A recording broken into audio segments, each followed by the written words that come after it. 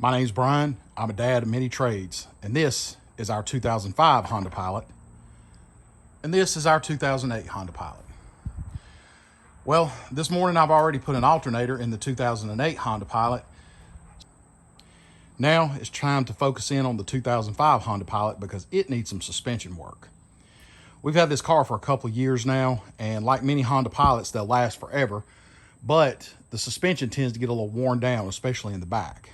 So the focus of what we're going to do today is to replace some rear suspension components, hopefully restore some of the ride and the ride height on this car.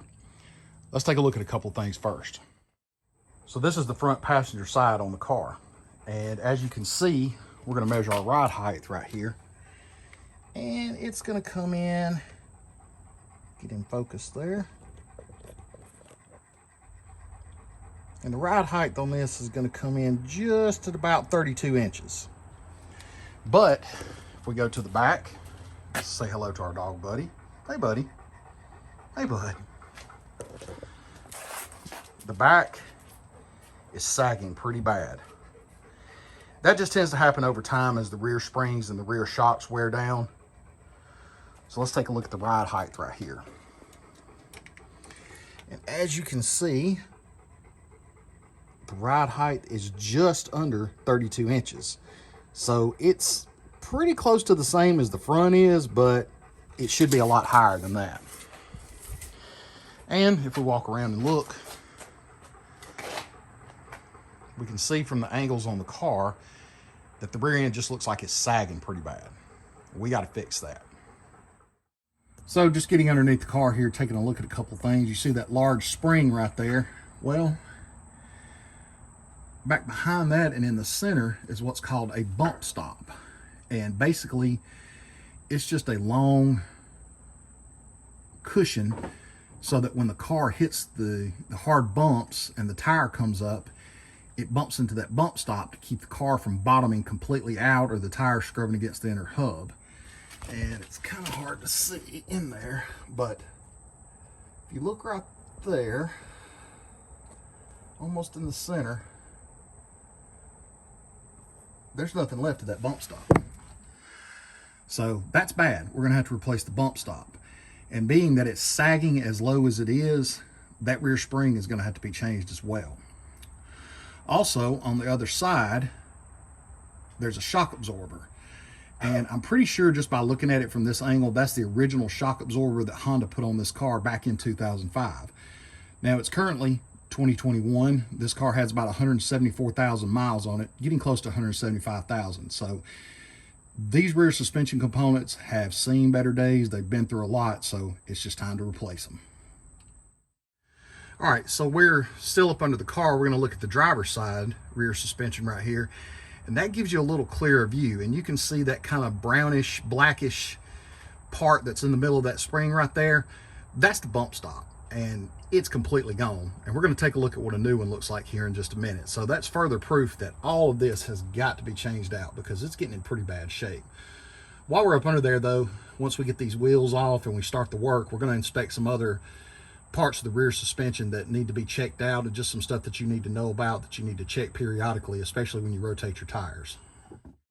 All right, so you have to pardon my junky work table, but the parts we're going to use for this are going to be our bump stops. I've got two of these. I'm going to show you this part number right here. Sorry, there's a little bit of glare, but that's a 52722-S9V-A04. And that should fit anything from a 2003 up to a 2008 model. But of course, you want to check online to make sure that you get the right parts. Now, this is a genuine Honda part. I looked online and I got mixed results because supposedly there are universal ones of these. Obviously, I didn't want to mess around. These were a little bit more expensive than what I guess what I was hoping they would be. But at least we got the good, genuine Honda parts on this. Now, shocks and springs, no big deal there. We've got our Monroe shock absorbers right here. That's the part number is going to be a 37246. And I ordered this from Rock Auto. And again, I'll link that in the description as well. And then we've got our Moog coil springs. Again, these are very, I guess you'd say wallet and budget friendly. Part number on this is 81649. Just take a quick look right here. Good old brand new coil springs that ought to provide some good support for this vehicle. All right, so I've already got the vehicle raised off the ground, removed the back tire. What we're going to be replacing today is this shock absorber right here. And we're also going to replace, this is the spring, and this is the bump stop that we're going to remove. So probably to make this the easiest, I'm going to go ahead and remove the shock absorber first. I'll disconnect this lower control arm from the knuckle, which is that bolt that you see right there in the center. And that will allow me to pull that spring out of there, and we'll be able to get that bump stop out of there. So just as a closer look, you can see how badly eaten up that bump stop is. So it's definitely got to be replaced. Now, getting this off is not super hard. What we want to do is we just want to loosen up these retaining nuts holding it on here. So I'm just going to loosen the top one to begin with. Then I'm going to completely remove the bottom one. And I'm using my nice DeWalt impact driver. All right, got that loose pretty easy. Now let's get that bottom one. And as you can see, this bottom one's a little bit trickier to get to. So we got to get down here on the ground.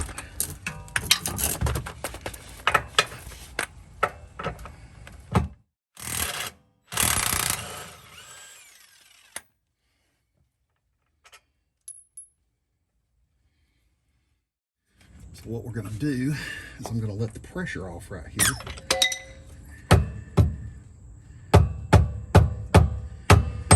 So it hasn't fully extended, but it's getting there. I may have to do this again, but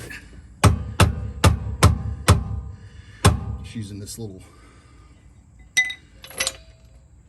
piece of wood right here as a punch.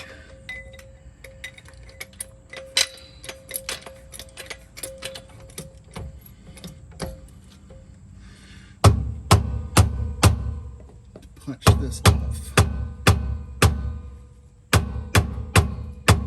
I'm just lightly tapping it with a rubber mallet. I know that doesn't sound like, but what we want to do, we're just going to completely remove this top bolt. Once we get it all the way jacked up, what we'll do is I'm going to let the pressure off real quick. Just tap it right there.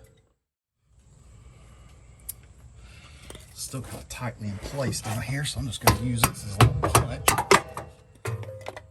There we go.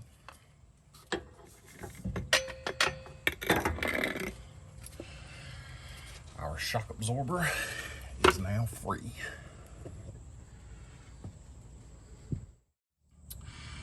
And what we have to do is remove this sway bar link. And I'll show you right here. It's going to be this, because as you can see, it's also attached at the bottom right there. Now, these are a little funny. It's going to be a 14mm wrench, and then you'll have to use an Allen wrench on the front to hold the screw head in place to get the bolt off. And it's going to be really hard for me to show this on camera, but I'm going to do the best I can. So what you do is you can go ahead and put your wrench on, then get your Allen wrench, put it in right here, and just loosen the bolt. You're just going to have to go very slow. We're also going to hit this with a little rust penetrant to start out with, just to loosen it up a little bit. So I'll try to film this as best I can, but it's in such a tight area and I'll need two hands to do this. So now we got it sprayed with a little penetrant. Use my mallet here just to work it loose. Now it should turn a lot easier. And we're just going to have this very slow process of getting it off.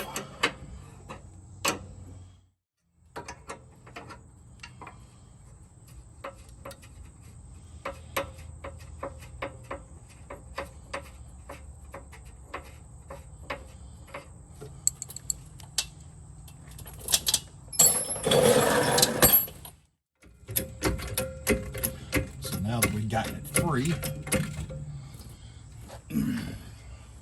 Just gonna jack this up a little bit, and that slides right out, and now the suspension is completely free.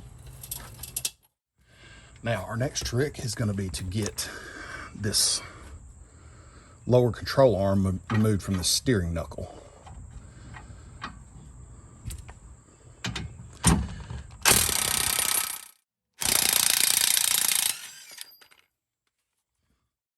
Obviously we don't want to damage anything. There we go. Just a quick pop and it comes right off. Now the next thing we want to do is remove this ABS brake line right here. As you can see, it's got a retaining bolt right up in here, and it's got one back on the back. So we're just going to get our socket set and we'll take that loose.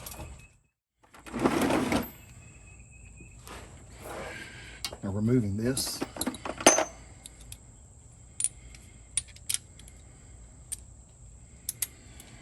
now for the removal on this, it's just going to take a 10mm socket.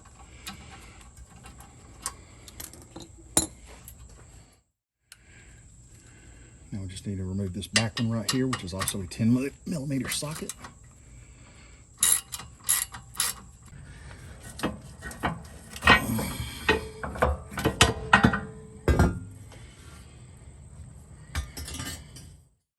Now removing this bump stop is not hugely tricky. It just has a bolt up in the center of it.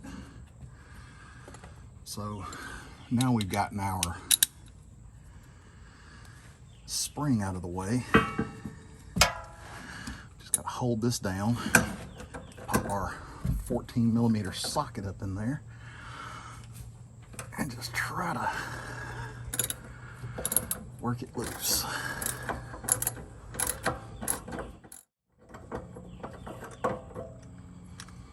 And there we go. There's our old bump stop. All this dirty, nasty glory. As you can see, this original one still has the paint marks from the factory on it, so that tells us it's an original Honda part. Now, looking at them, they look to be the same height. Doesn't look to be any difference in them. But this one is 16 years old and has been through 175,000 miles of travel. So you can bet it's lost its spring. Meanwhile, if you look at this one, this newer Moog spring has a lot more coils on it, so it should be much more cushioning as we drive. And we're gonna look at the same thing here with these bump stops. As you can see, there's our old one, just completely eaten up. It's gone. It was offering no cushion to our ride whatsoever. Meanwhile, we got this nice, brand new, clean Honda genuine part that we're gonna put on there.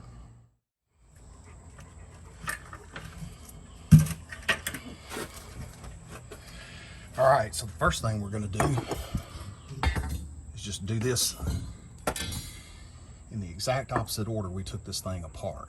So we need to install our new bump stop first. Just to work it up in by hand at first.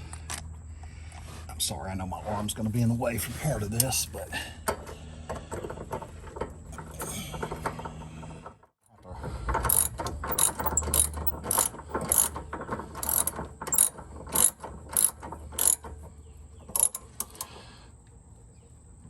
ratchet it up in there by hand.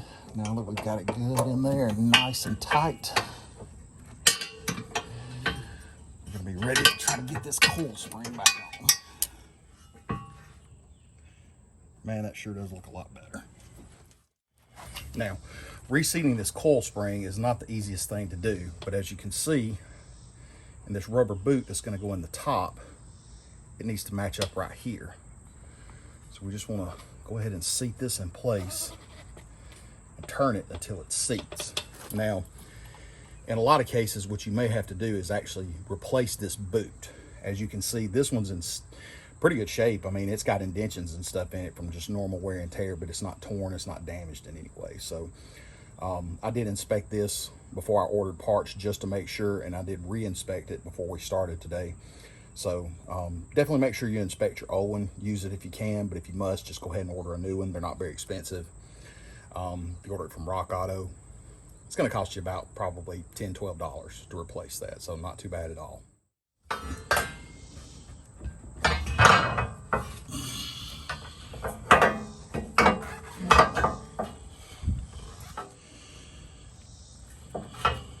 All right, so as you can see, I've got it basically on there. My boot came off during the process, so I've got to make sure the coil spring lines back up properly inside the boot.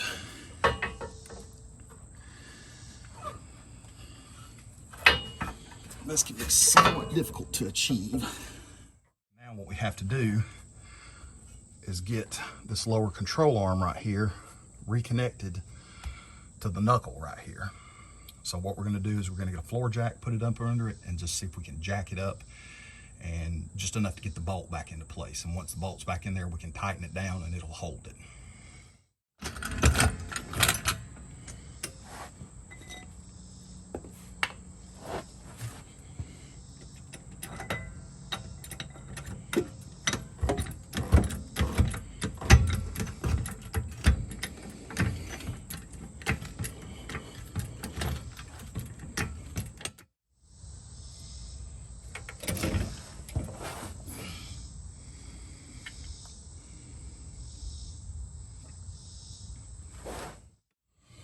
So after we get it jacked up and all lined up and everything, gonna pop our retaining bolt back in there. Just gonna tap it in with a hammer just a little bit. Now we're gonna tighten it down, hold it in place. I'm not gonna tighten it all the way in there, but that will be enough to hold it in place, because the next thing we gotta do is put our sway bar link back on and our shock absorber.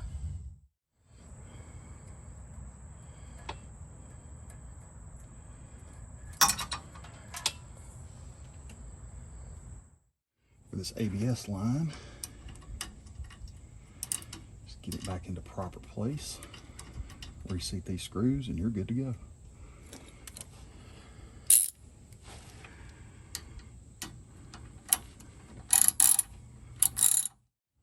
So now that we've got our sway bar link back in place, we can go ahead and put our shock absorber back on, our new one on. So we're going to slide it down roughly into place, and what we want to do is secure it at the top.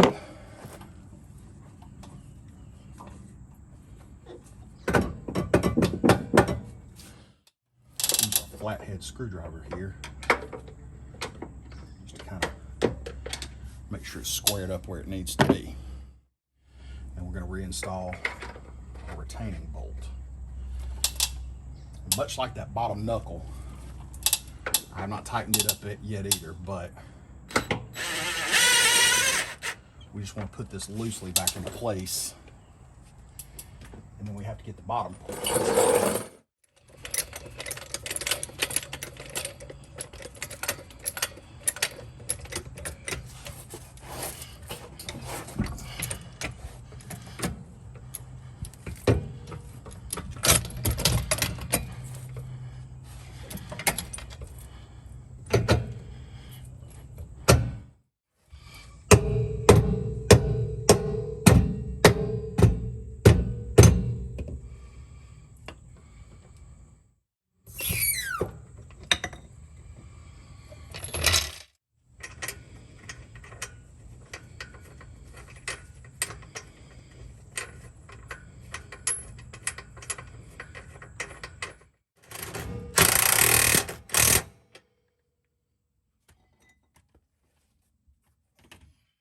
See what I've got right here is my good old-fashioned Haynes repair manual.